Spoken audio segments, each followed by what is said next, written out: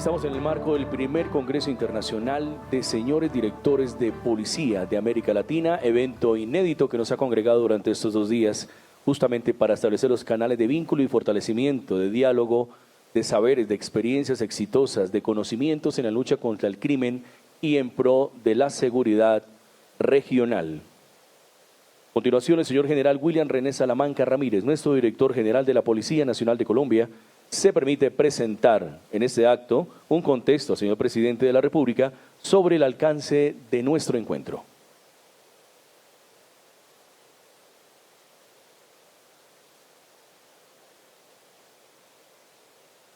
Gracias. Qué honor tener acá en esta sala del Club de Oficiales de la Policía Nacional al señor presidente de la República de Colombia, a su excelencia Gustavo Petro Urrego. Este encuentro fue una tarea que él ordenó cuando asumí el cargo como director general de la Policía Nacional de Colombia. Cómo vincular a las policías de América Latina para trabajar juntos escenarios y amenazas como el crimen organizado transnacional. Señor presidente, bienvenido a este primer encuentro internacional de directores de Policía de América Latina. En este importante evento hicieron presencia esta mañana los embajadores de Argentina, Brasil, Chile, España, ministros, consejeros de Paraguay, Perú y Uruguay. Nos acompañan 9 directores y comandantes de policía de América Latina, de Argentina, de Brasil, Chile, el director de la Policía de Investigaciones de Chile, el director de Carabineros de Chile, el comandante de la Policía Nacional del Ecuador, el comandante de la Policía del Paraguay, el comandante de la Policía de Perú y el comandante general de la Policía de Uruguay. También, señor presidente, aquí se hacen presentes delegados de mecanismos de cooperación internacional como Ameripol, Interpol, la Comunidad Latinoamericana y del Caribe de Inteligencia Policial, la Red Jaguar y la Asociación Internacional de Jefes de Policía que envió al subdirector desde Washington, Estados Unidos. También, señor presidente, nos acompañan los agregados de policía, militares, aéreos y navales acreditados en Colombia y de América Latina, delegados de las agencias de los Estados Unidos. Destaco la presencia de Eugene Crouch, que es el jefe de la DEA para Colombia y América Latina, también delegados de la CIA, HSI, los Marshalls, ICE, 81 invitados, de los cuales se destacan 51 representantes de 12 países. Señor presidente, el objetivo de este encuentro es construir un plan de acción operativo regional para el próximo año 2024 a fin de contrarrestar el crimen organizado transnacional y las fenomenologías emergentes. Se aplicará acá la metodología de conferencia de expertos, donde 5 representantes internacionales realizarán una ponencia de 30 minutos sobre diferentes temáticas de contexto global y de afectación regional. Los temas a tratar son narcotráfico y drogas emergentes, fentanilo, cibercrimen, los delitos ambientales, la migración irregular y la trata de personas, la seguridad ciudadana que afecta a la región, el secuestro, la extorsión, el contrabando, el gota a gota, el hurto de celulares, de vehículos, partes y autopartes y la instrumentalización de niños, niñas y adolescentes. Gracias por su presencia, señor presidente, y nuevamente a todos los participantes los recibimos con afecto y con hermandad. Gracias, señor.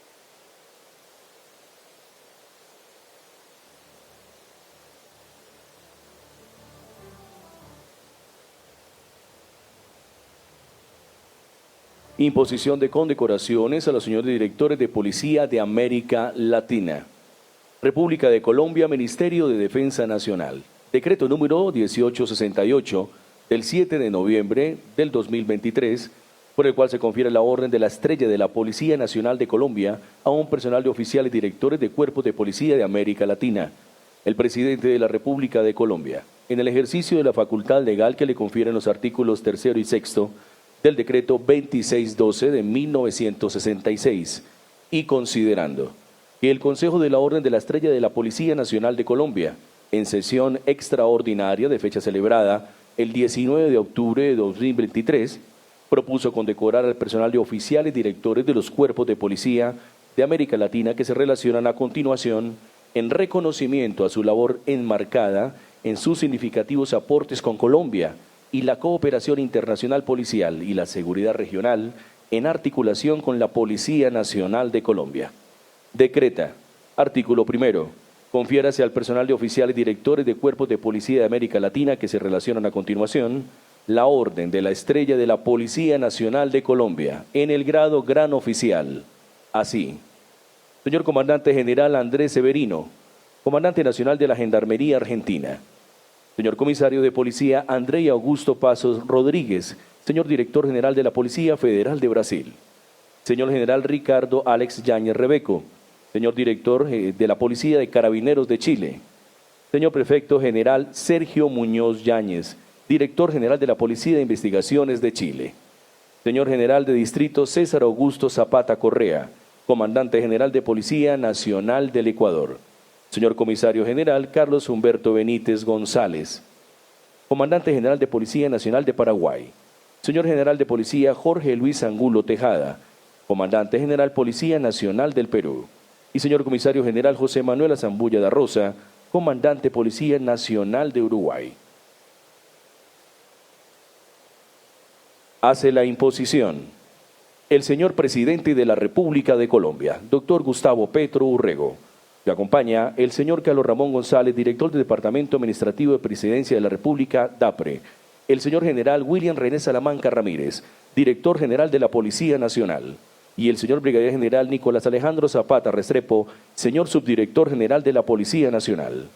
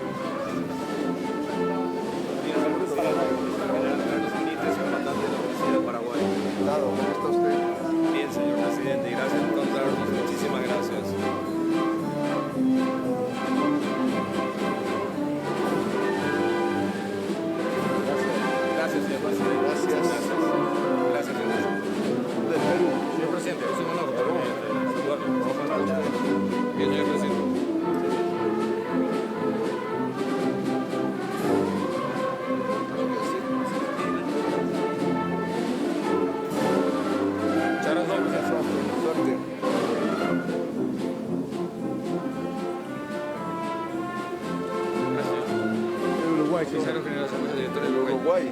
Sí, señor. Ganas de volver por allá. Bienvenido, señor presidente.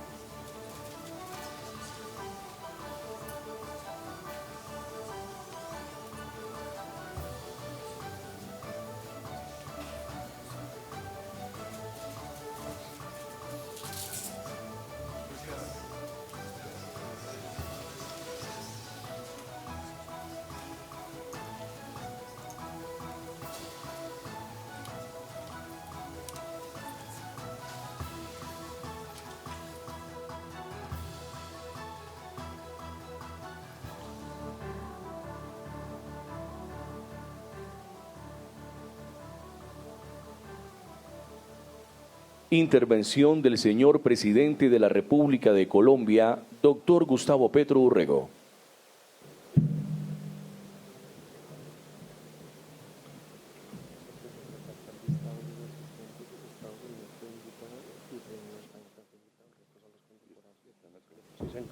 Bueno, un saludo especial a los participantes del primer encuentro internacional de directores de policías de América Latina, señores embajadores, jefes de misiones diplomáticas acreditadas en Colombia, general William René Salamanca Ramírez, director general de la Policía Nacional, funcionarios del Gobierno Nacional, oficiales de insignia, oficiales, suboficiales, mandos del nivel ejecutivo, patrulleros y personal civil de la Policía Nacional, y en general a todas y todos los aquí presentes, a los directores de los países participantes en este evento, Argentina, Brasil, Chile, Ecuador, Paraguay, Perú, Uruguay, y como invitados Estados Unidos y el Reino de España. Un poco esta tarea de ser presidente, me supongo que serás igual frente a jefes de gobierno, jefes de Estado en todos los países, es en primer lugar proponer, y ahí el sentido de la política con P mayúscula, unos objetivos, unas ideas para convencer a una parte sustancial de la sociedad. Y después viene la tarea de volver ese convencimiento social en una decisión de Estado. Esa tarea es mucho más difícil incluso a veces.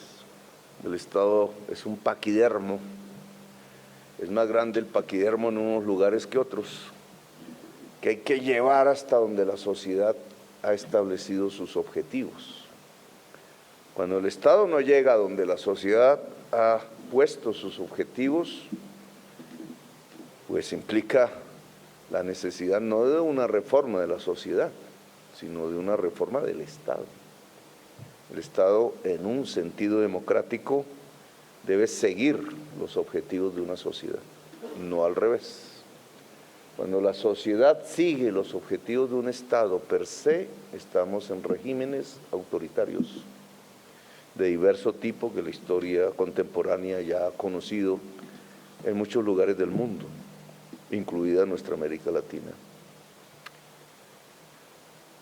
Esto tiene que ver también con el cuerpo policial, con los cuerpos que llamamos en Colombia de fuerza pública, que incluye pues las armas de la nación, que precisamente por tener esa capacidad de eliminar, deben tener un control y una visión muchísimo más democrática que incluso cualquier otro órgano civil desarmado del Estado. ¿Cuáles son los objetivos de la fuerza pública y explícitamente de la fuerza policial en una nación determinada en los tiempos contemporáneos, porque han variado obviamente con las fases de la historia humana reciente? Esos objetivos Naciones Unidas cada vez más los cataloga bajo un concepto que nosotros hemos hecho propio aquí en Colombia, que se llama seguridad humana. La seguridad humana obviamente no responde exclusivamente a una fuerza pública, tiene que ver con objetivos muchísimo más amplios. Solo pondría la crisis climática, que es quizás el peligro mayor de la seguridad hoy a la existencia. Detrás de él, objetivos de salud. La salud hace parte de la seguridad humana, como todos lo sabemos. La seguridad social hace parte de la seguridad humana, pero hay un capítulo específico que tiene que ver con el esfuerzo de los entes policiales en general y que tiene que ver también con la seguridad humana. La seguridad humana es un concepto integral que un Estado tiene que asumir como propio. El Estado está por la seguridad del ser humano en el territorio nacional, atraviesa discusiones políticas indudables, la desigualdad, la equidad, cómo se distribuye la riqueza, etcétera, cómo se genera esa riqueza, pero hay un capítulo específico que tiene que ver con las personas aquí congregadas. En Colombia eso le llaman seguridad ciudadana, un poco para definirlo, los nombres son lo de menos. Ese tipo de seguridad que tiene que ver con que sectores mismos de la sociedad, individuos, no afecten la vida, la honra y los bienes de las personas. Es un capítulo específico dentro de un contexto integral que nunca hay que olvidar, porque se puede conquistar lo primero y destruir lo más importante. Tesis como, y están allí bajo la discusión política, matemos todos los delincuentes, ¿cómo es lo que hay? Pues simplemente no están evitando que se destruyan los principios generales de la seguridad humana y al final el edificio se cae. Por tanto, perder el contexto general de lo que es la seguridad humana, descontextualizar la seguridad que debe brindar una fuerza represiva del Estado, de lo que debe ofrecer, ya no la represión, sino la construcción de una justicia social y de un reequilibrio con la naturaleza, pues es prácticamente perder el horizonte y asegurar que en el corto plazo una sociedad se puede derrumbar. Pero no voy a ir a este aspecto más general, sino a lo específico. Lo específico de la seguridad que debe brindar un cuerpo policial a las sociedades de América Latina en este momento, o a las sociedades de las Américas, porque creo que esa frontera, que es indudablemente cultural, étnica, no puede realmente trazarse desde el punto de vista de la seguridad del ser humano en esta parte del planeta, las Américas. Y específicamente quizás el mayor riesgo aquí tiene que ver con el crecimiento y la potenciación de unos nuevos tipos de organización delincuencial que son muchísimo más sofisticados, complejos, multinacionales que las viejas bandas de delincuentes que asolaban algún barrio, algún lugar de una de las grandes ciudades de nuestro continente. Comparar ese pasado de hace unos 50 años, 60 años con lo que es hoy, nos muestra en cierta forma un cuestionamiento a lo que es el crimen, la forma como hemos concebido el crimen, lo que hemos criminalizado, pero también cómo el reto se ha agigantado. No es que estemos mejor hoy que hace 60 años, si hacemos balances numéricos, estadísticos. Eso lleva a una reflexión que deberíamos hacer. ¿Por qué el crimen ha aumentado en América Latina en vez de disminuir en un lapso de largo plazo? No simplemente, como se hace en las discusiones político-electorales, es que este año creció la tasa de homicidios. No, en el largo plazo, que es lo que nos permite ver las tendencias, lo que ha pasado, en qué hemos fallado e indudablemente en qué hemos acertado. Si hacemos ese largo plazo, 50, 60 años, si cogemos un indicador, tasa de homicidios, pues tendríamos unas fluctuaciones en las cuales en conjunto nos salimos bien librados. Hay cosas muy interesantes para estudiar. Caso bogotano, caso de Medellín, desde nuestro país. Medellín fue la ciudad más violenta del mundo, por allá en 1991, 90. Su tasa de homicidios por 100.000 habitantes hoy no ha sido alcanzada por ninguna ciudad del mundo. 400 asesinatos por cada 100.000 habitantes. Una situación casi de guerra dentro de una ciudad sin que hubiera guerra. Hoy tiene 26, más o menos, aún alto para los niveles si uno se compara con Europa, con Japón. Bogotá es otra, no llegó a esos niveles, pero tuvo cerca de 90 asesinatos por cada 100.000 habitantes, por allá en el año 93, que creo que fue el máximo. Hoy está en 12, 13, 12. Una ciudad tan grande como esta, de las más grandes del mundo, en un país que ha pasado por las violencias y que tiene las estructuras de violencia que conocemos, y viene a ser una de las capitales de Colombia más pacíficas desde el punto de vista de la tasa de homicidios, que es una manera de medir. Esos son éxitos, claro, que habría que preguntarse de dónde, por qué, en qué consistió el éxito en el largo plazo. Estamos hablando de 50, 60 años de estas dos ciudades capitales, la primera y segunda ciudad de Colombia.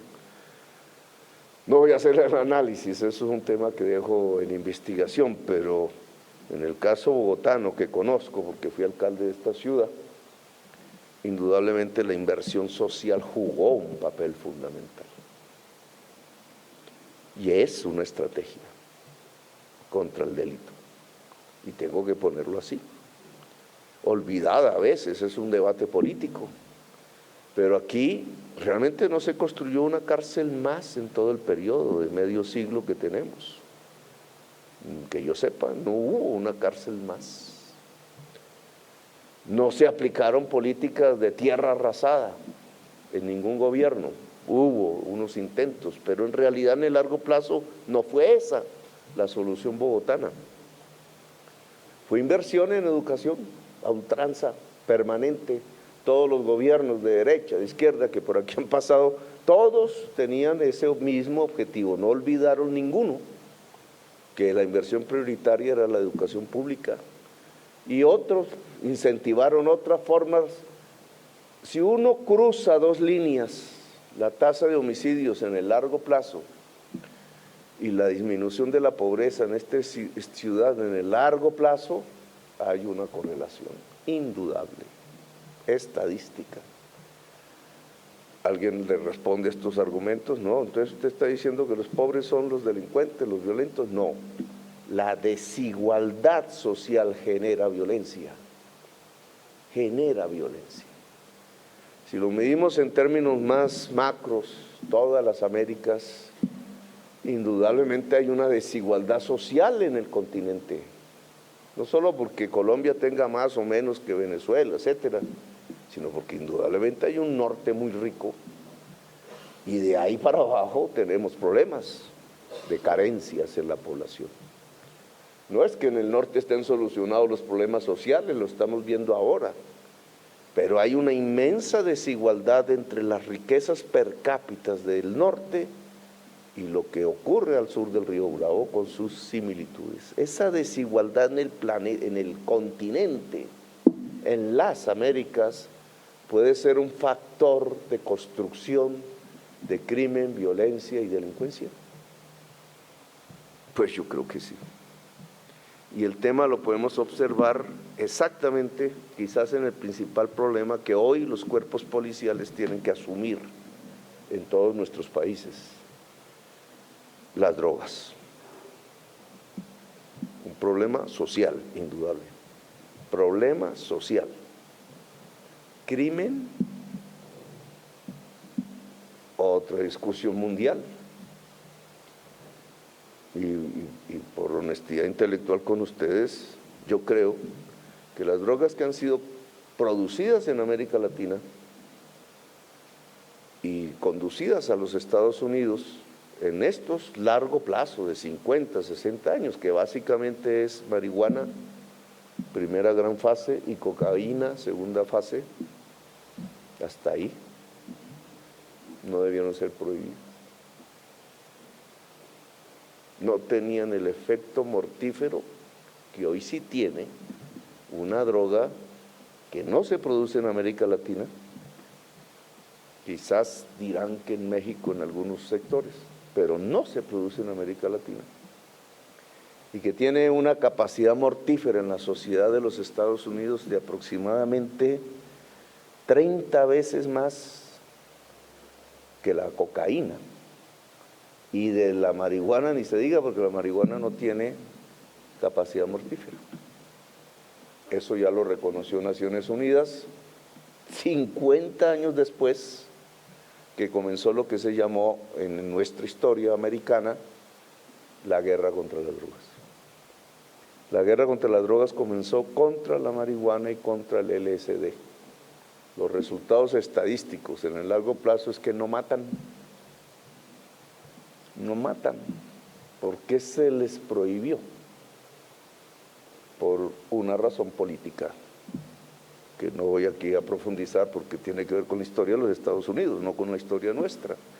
Y es que los grupos alternativos que luchaban contra la guerra de Vietnam, jóvenes en su inmensa mayoría, en ruptura indudable, la época del rock, del nacimiento del rock, de una nueva cultura humana que no coincidía con el gobierno del entonces de Nixon. En ese choque interno en los Estados Unidos, pues apareció de parte del gobierno de Nixon la tesis de la guerra contra las drogas, es decir, de la prohibición de una serie de sustancias que hoy, por ejemplo, Naciones Unidas dice no están prohibidas, marihuana o cannabis, como queramos llamarla, incluso que tiene usos diferenciados, algunos medicinales prescritos por la ciencia. Perdimos el tiempo. ¿Cuántos, desde el lado norteamericano se podría decir, perdieron el tiempo? Los recursos. Desde el lado latinoamericano, perdimos las vidas. ¿Cuántas muertes en eso? ¿Cuánto fortalecimiento de la organización criminal?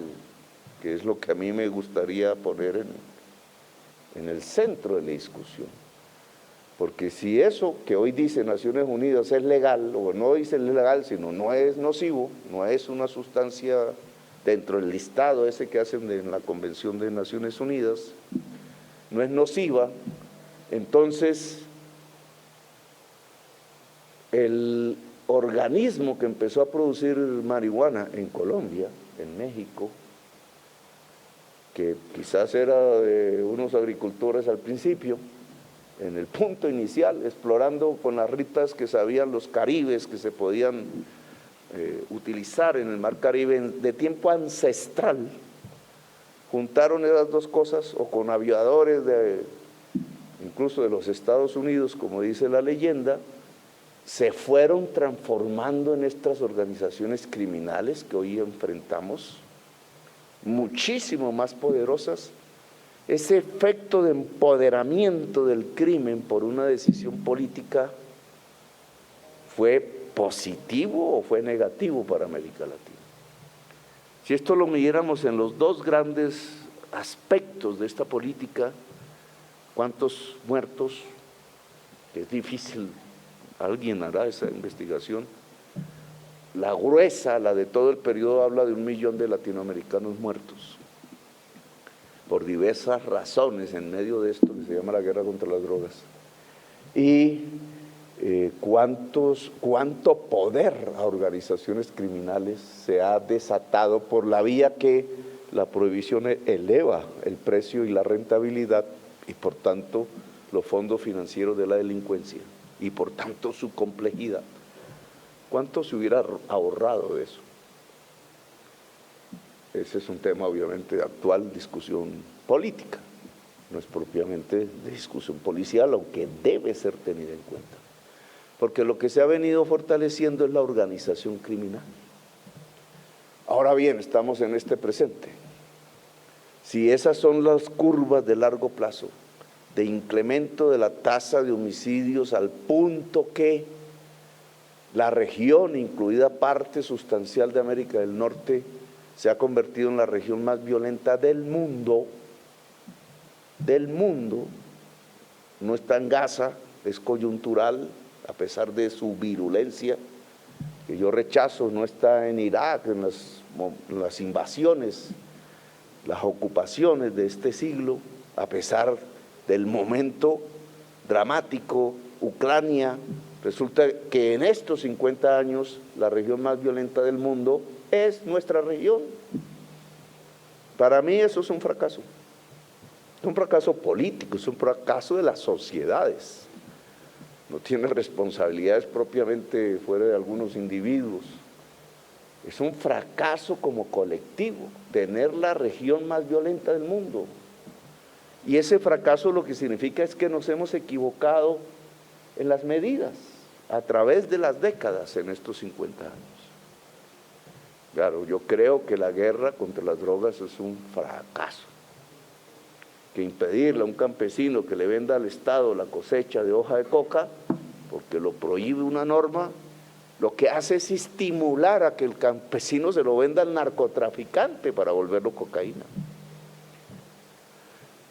Entonces tenemos una serie de normas que estimulan el narcotráfico bajo la tesis que van contra el narcotráfico. Criminalizar cosas que no eran criminalizables, que es un tema de los congresos, de los parlamentos en nuestros países, criminalizar lo que no debería ser criminalizable, e incluso llenar nuestras cárceles, como el episodio colombiano, de personas que simplemente son campesinas o jóvenes excluidos en los barrios, a través de la creencia que al poner presos a los campesinos productores de hoja de coca o de marihuana o los expendedores barriales, se está luchando contra el narcotráfico cuando no es real. Es más, episodio colombiano, pero ustedes lo mirarán en cada país. Llevamos a los campesinos presos a la cárcel y los senadores se abrazan con los narcotraficantes. Y el narcotráfico penetra el Estado. Los senadores no todos, porque ya me criticaron por decir esto, no todos obviamente. En Colombia el 35% del Senado de la República fue llevado preso, años 2007, 2008, 2009, por su relación con los ejércitos privados del narcotráfico. Pero esta historia se está repitiendo en todos los países en general. No es una historia colombiana, es una historia americana. Ahora, ¿por qué? Porque se ha potenciado el crimen, porque tiene el poder suficiente de cooptación del Estado, así sea fragmentariamente. Quizás en algunos países incluso del Estado, en otros de fragmentos del Estado. Un crimen que ya no es la banda callejera que atracaba por robarse un bolso como hace 60 años, sino que tiene la estructuración financiera, la estructuración incluso de conocimiento que permite capturar incluso sectores de la fuerza policial, sectores de la fuerza pública, fiscalías, poderes judiciales, allí donde le es estratégico, porque impide la captura, porque propicia la impunidad. Un criminal con poder político, he ahí el peligro que se cierne sobre nuestras sociedades. Ese sí afecta a la seguridad humana, porque si ustedes quieren un ejemplo de un criminal con poder político y lo que puede hacer, que ya no es lo mismo que un criminal sin poder político en la calle, pues les pongo a Hitler. Un criminal con poder político puede desencadenar el genocidio. El crimen ya no es el homicidio, el crimen es el genocidio. Ya no es propiamente la fuerza policial la que puede detener al criminal. Eso nos está pasando en nuestras Américas. Crece el poder del crimen, porque criminalizamos lo que no debemos criminalizar. Ahora, hablemos del crimen que sí debemos criminalizar. Si hay una sustancia como el fentanilo que mata 100,000 personas al año, de acuerdo a las estadísticas, en Estados Unidos, que era, digamos, no sé ahora exactamente su estatus jurídico en los Estados Unidos, pero era un medicamento que vendían en la farmacia, en mínimas proporciones. Así entró a la sociedad. Casi todos estos entran así, digamos. Era permitido, tal. Va produciendo la adicción 50 veces mayor que la heroína, se vuelve un problema público, yo diría es un desastre nacional de los Estados Unidos, un desastre federal, como hablan ellos, de los Estados Unidos. Tener 100,000 muertos, peor que una guerra. peor que todos los datos que tenían de muertes por sobredosis en el pasado. Es un desastre, es uno de los efectos mayores del desastre de la guerra contra las drogas.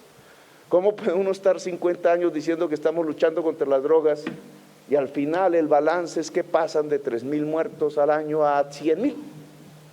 Eso se llama fracaso. Y esto no es por hacer política de izquierda, sino que cuando uno está ante un fracaso, como gobernante, como responsable de decisiones públicas, pues tiene que examinar por qué el fracaso y corregirlo. ¿Por qué el fracaso y corregirlo? ¿Por qué lo que hicimos en 50 años no sirvió para que esa sociedad, como se suponía, se convertía en una sociedad cero drogas? ¿A dónde llegó el 1.000.000 de muertos latinoamericanos en todo este episodio? ¿A una pérdida de vidas? Los datos que tenemos, y concluyo un poco porque yo sé que soy algo disonante, de acuerdo a las tradiciones, pero me interesa que discutamos porque estamos hablando de los datos. Un científico habla sobre datos y un político debe hablar sobre la ciencia si es que es progresista. Pues un político irracional simplemente niega, crea una cosa que se llama el negacionismo. Los datos que tenemos en este momento hay que mirar si se convertirán en tendencia, ojo, solo son datos, digamos, muy en caliente, muy en línea. Que sean tendencias es lo que hay que examinar, de allí las inteligencias. Si son tendencias, entonces tenemos que abordar la realidad de una nueva fase del crimen en nuestro continente. ¿Qué datos tenemos? Que el consumo de cocaína, droga construida en Latinoamérica, inventada por europeos, de una hoja de coca que no tiene problemas nocivos, descubierta por los indígenas, y ahí hay una separación. Criminalizamos la hoja de coca cuando lo que hay que criminalizar es la cocaína. Y yo no diría la cocaína incluso, porque era legal en Europa, sino quienes manejan el negocio de la cocaína, siendo esta legalmente ilícita, digamos, ilegal. Quienes manejan la cocaína. Pero lo que tenemos es que ese consumo de fentanilo desaforado en los Estados Unidos, yo le llamo la droga de la muerte, es propia de una fase del sistema histórico que tenemos, que abandona la cocaína por consumir una droga peor, y no porque le garantice más placer, sino porque simplemente le hace escapar de la vida. Para que un cuerpo tan grande de ciudadanos, gentes de la humanidad, hagan ese paso de abandonar la droga, digamos, de la música, llamémoslo así, pasar a la droga de la competencia, que era la cocaína, y ahora estar asumiendo en masa la droga de la muerte, es porque la estructura misma de la sociedad comenzó a fallar. O sea, de esa competencia que es el mundo neoliberal, que nos la muestra por televisión todo el tiempo, de esa competencia y por tanto del ansia de estar despierto y en capacidad competitiva, ahí el papel de la cocaína. Se pasa a morirse. Yo quiero morirme. Esos ciudadanos no es que no sepan la consecuencia de su consumo, de irse de la vida, incluso aún antes de morirse, como vemos en los videos de San Francisco, a donde esta tarde voy, pero quedó muy limpia la ciudad. Eso implica que en masa no es un individuo, es porque está fallando el fundamento mismo de la sociedad. Se llegó a tal grado de aislamiento del ser humano y se llevó a tal grado de desilusión en el sentido que se había prometido que ese aislamiento, ese individualismo iba a llevar, era el éxito anunciado en las pantallas de televisión, que esa decepción ahora frente a la realidad que es la crisis climática, la posibilidad de extinción de la especie humana, la guerra, el derrumbe del derecho internacional humanitario, la destrucción de la vida misma, sea en la naturaleza, sea en los seres humanos, lleva una parte sustancial de la humanidad a abandonar la carrera, a irse. Por eso es que el fentanilo, que antes no estaba en nuestra perspectiva, yo no conocía esa palabra, incluso en la campaña presidencial, ¿no? Ahora se nos volvió el eje central de una actividad policial. Pero no podemos olvidar por qué. ¿Por qué crece? O sea, ¿por qué está aquí ahora entre nosotros? No tanto entre nosotros, allá en el norte. Menos mal, pero peor para ellos. Y no podemos tener un sesgo del análisis donde no, como nosotros estamos bien en eso, entonces no nos fijamos en el problema que representa, porque lo que estamos viendo en el norte se puede reproducir en Europa. No veo mucha distancia en eso. Y podría penetrar por muchas vías en nuestras propias sociedades. Ahora, ese detén de la cocaína, fentanilo allá y entonces la cocaína no es que decrezca, es que se paraliza su crecimiento en el consumo, por ahora, los datos que tenemos. ¡Tin! La cocaína, el mercado de la cocaína se detiene en Estados Unidos. ¿Eso qué significa aquí? En primer lugar, aquí que producíamos la mayor parte de esa cocaína en Colombia. ¿Qué pasa aquí? ¿Y qué importancia tendría lo que pasa aquí respecto a nuestros invitados y asistentes a este foro internacional? Aquí pasa que entonces Estados Unidos empieza a dejar de verse el referente desde el punto de vista del mercado ilegal. Hay que buscar otra solución.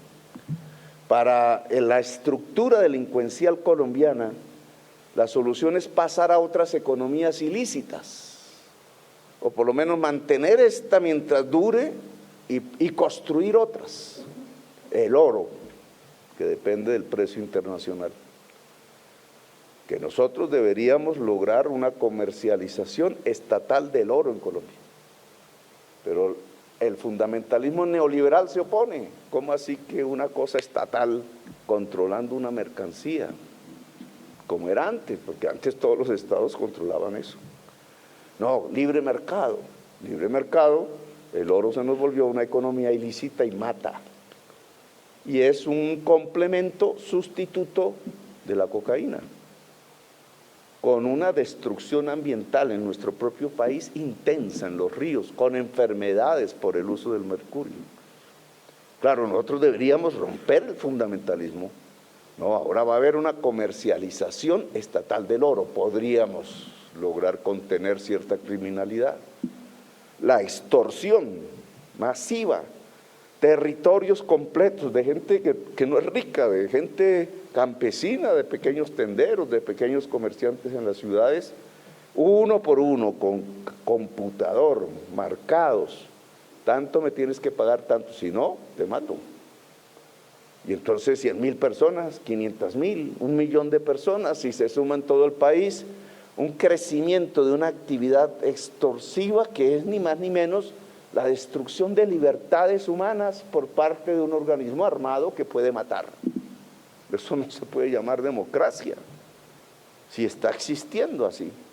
Entonces, en lugar de sacar dólares de la cocaína, ahora, en forma complementaria o sustituta, la plata de la organización criminal sale del pobre, no el consumidor de cocaína en Estados Unidos, sino el pobre campesino o tendero que hay en un territorio.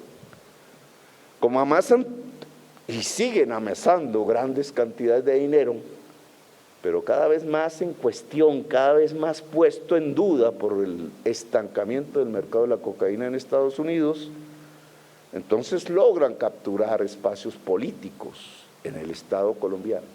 Esa historia es larga. Ahora, ¿qué pasa entonces con el mercado de la cocaína existente? Hay la posibilidad de hacerlo crecer en China. Una paradoja. De China sale el fentanilo hacia México, Estados Unidos. De la América del Sur podría salir la cocaína hacia China. Los chinos aún creo, no sé, pues los chinos pueden tener una inteligencia que ya capta esto. ¿Por qué? Porque el lavado de dólares de la cocaína colombiana se hace a través del comercio chino. Y eso ha hecho que la mafia colombiana, propiamente colombiana, conozca los contactos de las mafias chinas. Y esa interrelación se puede volver mercado de la cocaína, lo saben. Claro, esto significaría China, México, Estados Unidos y Colombia poniéndose de acuerdo. Que China y Estados Unidos no se quieren, pues entonces tenemos un problema, porque esto amerita un acuerdo del Pacífico prácticamente, porque las rutas son del Pacífico. Ahora, ¿qué sucede adicionalmente? Las grandes ciudades del sur latinoamericano tienen la capacidad en población y en la medida en que se enriquecen de coger la misma dinámica de los Estados Unidos en el mercado de la cocaína. Río de Janeiro, Sao Paulo, Buenos Aires, Montevideo, juntas, ¿cuántos millones son? ¿Y cuánta riqueza hay ahí? Entonces ustedes van mirando que las zonas cocaineras de Colombia tradicionales, el Pacífico colombiano que apuntaba al este de los Estados Unidos y el Caribe colombiano que apuntaba al otro lado de los Estados Unidos, empiezan a bajar y se cruzan los Andes y es la selva amazónica, río Putumayo hacia el río Amazonas, en donde hoy tenemos la principal zona de plantíos de hoja de coca. Contra la selva, que en medio de la crisis climática ustedes saben qué es, y en una triple frontera sur, Ecuador, que ha estallado en tasas de homicidios, Perú, 50.000 hectáreas junto a la frontera colombiana, Colombia, Putumayo, Brasil. El objetivo es el sur. Por la vía del río Amazonas el objetivo es el sur. Del sur quizás África y Europa. Significa que todas las mafias más poderosas de Brasil, Perú, Ecuador, Colombia se están juntando en el sur, con armas y con una capacidad de destrucción de la selva amazónica que se vuelve un peligro contra la humanidad, porque es el pulmón, así de simple. Allá en el norte está la chimenea, aquí tenemos la esponja, pero está ya en peligro potencial. Ahora, estas mafias armadas, poderosas, juntas, seguramente entrarán en guerras, como aquí sabemos, en otras, en alianzas, tratando de llevar la cocaína y la marihuana colombiana hasta el sur. Al final serán desplazadas, porque yo creo que se ubicarán mejor en Bolivia, están más cerca, en el sur de la selva amazónica. Eso podría ser un respiro para Colombia, pero sigue siendo el mismo mal. Ahora los laboratorios de cocaína no están en Colombia. ¿Estos datos de dónde salen? De alguien que hackeó los documentos de la Fiscalía colombiana en una cantidad de 70.000, los colombianos no sabíamos que eso estaba ahí, y la prensa hizo el análisis de los 70.000 documentos. Entonces esto que estoy hablando es lo que sale de ahí. Ahora, ¿por qué no hizo el Estado el análisis y lo presentó públicamente? Y no había necesidad del hackeo, la prensa se hubiera podido quedar un poco sin trabajo al principio. No veo por qué no es el Estado el que hace este tipo de análisis, pero así nos ocurrió. El análisis de esos 70.000 documentos nos muestra que los laboratorios de procesar pasta de coca por cocaína, la fase industrial, semi-industrial, está ya pasando a Europa. 66 laboratorios incautados en Europa. Eso no existía ni uno hace 15 años. En España, en Holanda, en Serbia, en no sé qué. Los albaneses, los checos, las mafias construidas dentro de Europa hoy llegan a los caseríos colombianos pero también llegarán a otros caseríos latinoamericanos a construir una venta que ahora ya no es de cocaína, sino que es de pasta de coca, porque la cocaína se hace en Europa. Y entonces tenemos unas mafias norteamericanas, europeas, chinas, latinoamericanas, y seguro que hay otras, seguro que hay africanas, construyendo un mercado global de la cocaína en respuesta a que el consumo de los Estados Unidos se volvió más preponderantemente por fentanilo. Entonces, el problema que tenemos es peor.